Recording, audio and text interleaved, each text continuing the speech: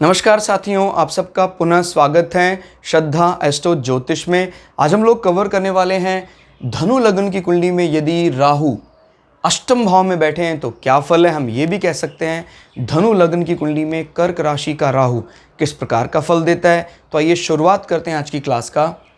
प्रथम भाव या लग्न से गिनते हैं एंटी क्लॉकवाइज तो ये आता है आठवां भाव। आठवां भाव क्या बताता है? आठवां भाव बात करता है हमारे आयु की।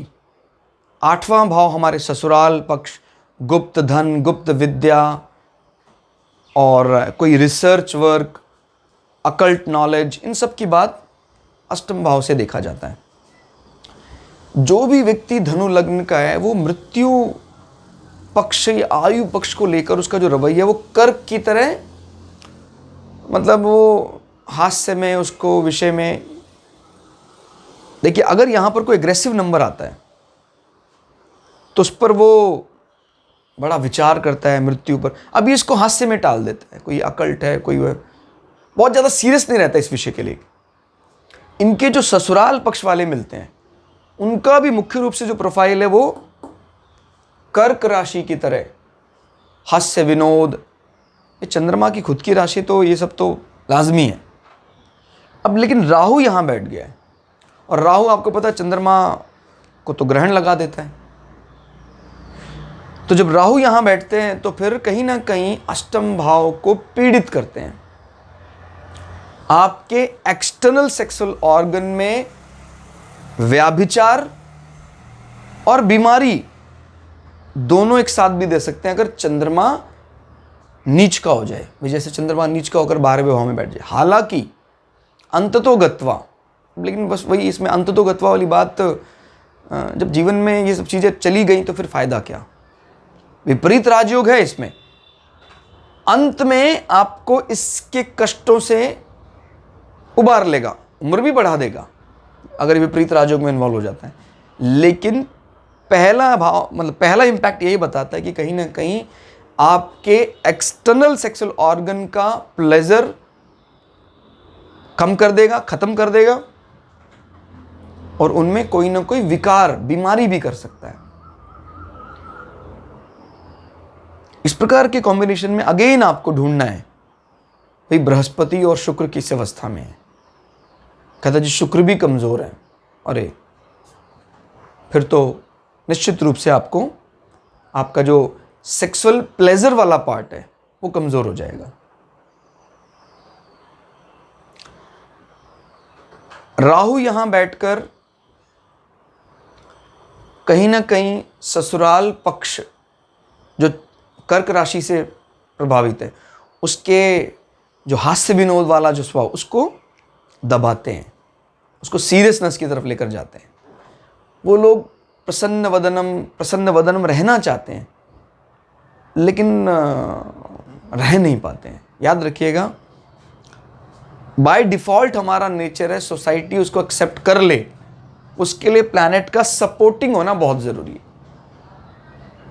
हमारा ये नेचर है, माने हमारे ससुराल का, लेकिन सोसाइटी उसको एक्सेप्ट नहीं करेगी क्योंकि राहु ने एक क्वेश्चन मार्क लगा दिया जो एक क्रोध की बात करता है। अनावश्यक क्रोध है जो प्रोफाइल को बिल्कुल भी मैच नहीं करता है। क्लियर हो गया? और ये कहीं ना कहीं इन चीज़ों की इन्वेस्टिगेशन में कुछ अच्छा हासिल नहीं हुआ या हासिल हुआ तो कुछ बुरा हासिल हुआ। ऐसे व्यक्ति जब इस प्रकार के कॉम्बिनेशन बनते हैं अपने बारे में काफ़ी चीज़ें दूसरों से छुपाते हैं। क्लियर हो गया? तो ध्यान रखें, जब कभी भी अष्टम भाव पीड़ित हो या अष्टम भाव का स्वामी पीड़ित होगा तो आदमी अपने बारे में दूसरों को सही बात नहीं बताता है।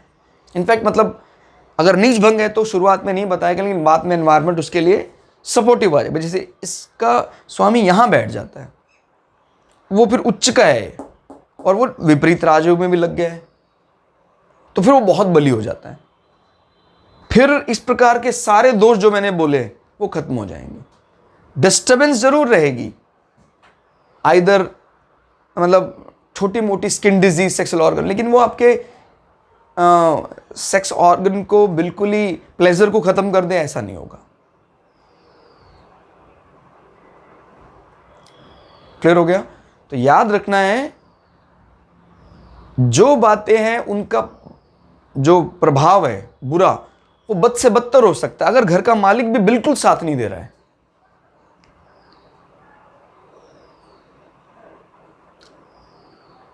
हम दूसरों को अपने बारे में सही बात बताएंगे अगर चंद्रमा उच्च का होगा। चंद्रमा नीच का है, कमजोर है, तो हम बता ही नहीं पाएंगे, झिझकेंगे। हम अपने बारे में चीज छुपाते कैसे देखा जाए? अष्टम भाव। दूसरे हमारे साथ रहते हैं, चीज छुपाते हैं 12वें भाव से।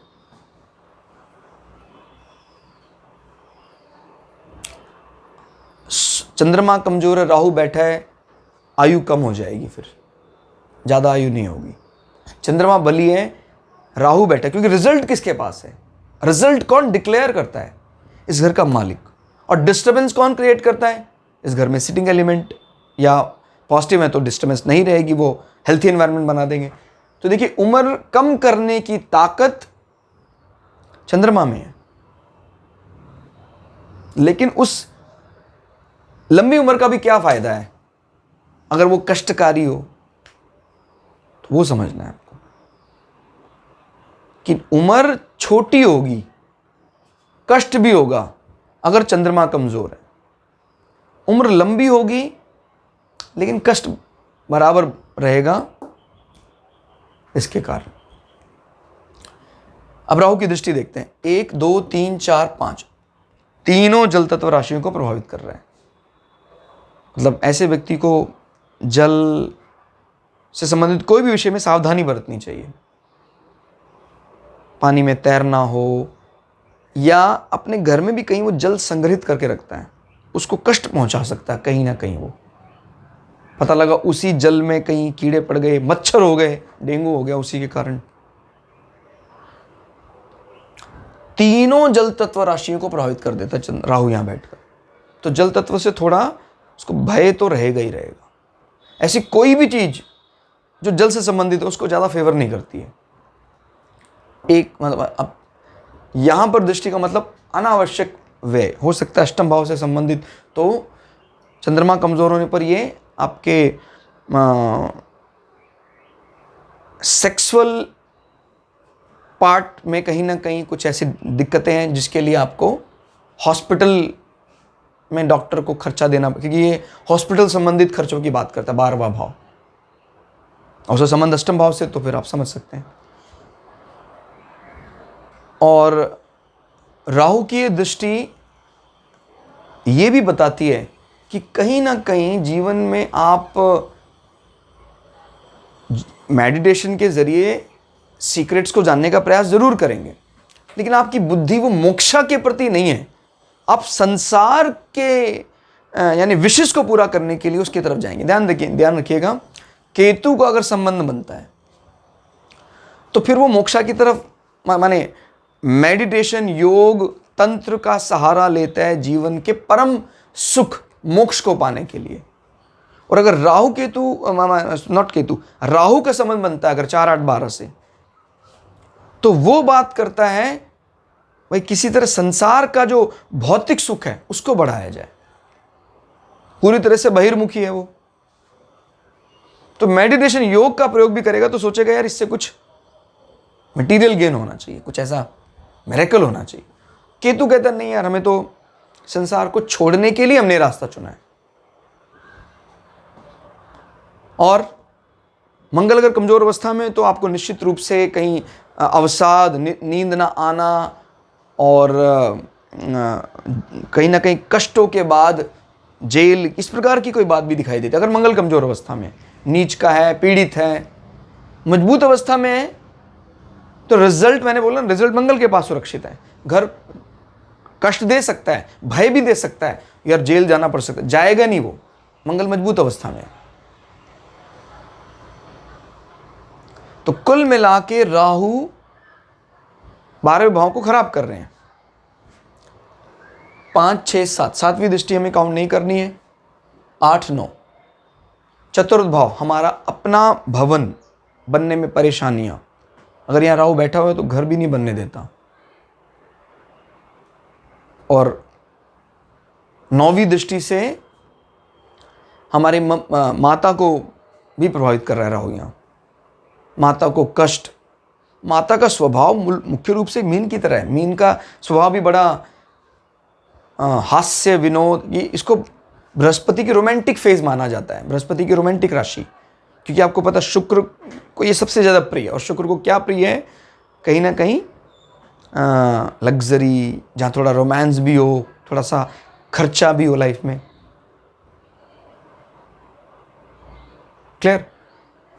तो ये बात ध्यान रखनी है कि भाई राहु की ये दृष्टि आपके चतुर्थ भाव को कमजोर अगर करती है तो माता के साथ साथ आपको हृदय विकार, फेफड़ों में दिक्कत, आजकल की जो बीमारी चल रही है कोरोना, कोविड-19, उसमें मुख्य रूप से तीसरा भाव, चौथा भाव, चंद्रमा और बुध, अगर ये सारे प्लैनेट इफेक्टेड हैं तो नुकसान निश्चित रूप से उठाना पड़ेगा। तो कुल मिला के राहु का ये प्रभाव अच्छा फल नहीं देता है। क्लास आपको कैसी लगी कमेंट करके जरूर बताइएगा। मिलते हैं अगली क्लास में, तब तक के लिए जय श्री भगु पराशरा, जय श्री शुक्राचार्य, नमस्कार।